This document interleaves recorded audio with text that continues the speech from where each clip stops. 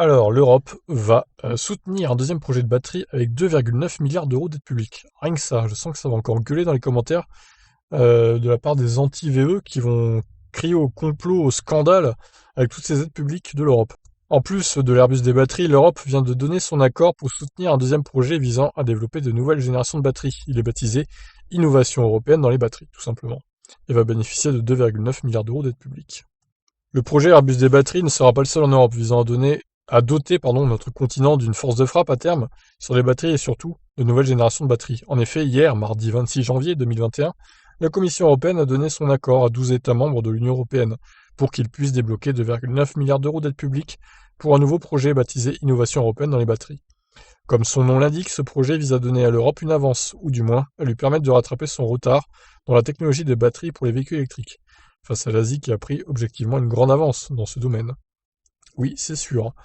Parmi ces 12 États membres, on retrouve en tête l'Allemagne, la France et l'Italie. Et le premier cité a pris une position de leader pour coordonner encore plus d'acteurs industriels et d'États membres, a déclaré la commissaire européenne à la concurrence, Margaret Vestager, lors d'une conférence de presse. Dans ce nouveau projet, 42 entreprises sont investies, au moins jusqu'à 2028, dont BMW, Fiat, Stellantis et Tesla, mais aussi le chimiste français Arkema et le spécialiste suédois des piles Northvolt. Et il y aura même Tesla dans le lot, incroyable.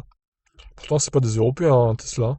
Le projet intègre aussi des startups, des organismes de recherche et des universités. Le déblocage de ces 2,9 milliards d'aides publiques devrait aussi favoriser le déblocage de près de 9 milliards d'euros d'aides privées, pour un total de presque 12 milliards. Waouh! Somme colossale, hein.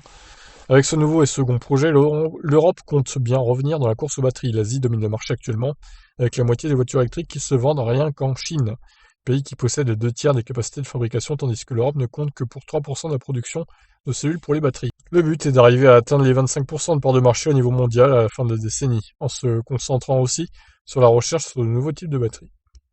En se concentrant sur les batteries de nouvelle génération, ce projet pan-européen va contribuer à révolutionner le marché. Il va aussi accroître notre autonomie stratégique dans un secteur vital pour la transition écologique, a annoncé Maroš Šefčovič, vice-président de la Commission en charge des alliances européennes dans ce secteur. Va-t-on donc enfin arriver à faire décoller l'Europe dans ce domaine crucial pour l'avenir de l'industrie automobile?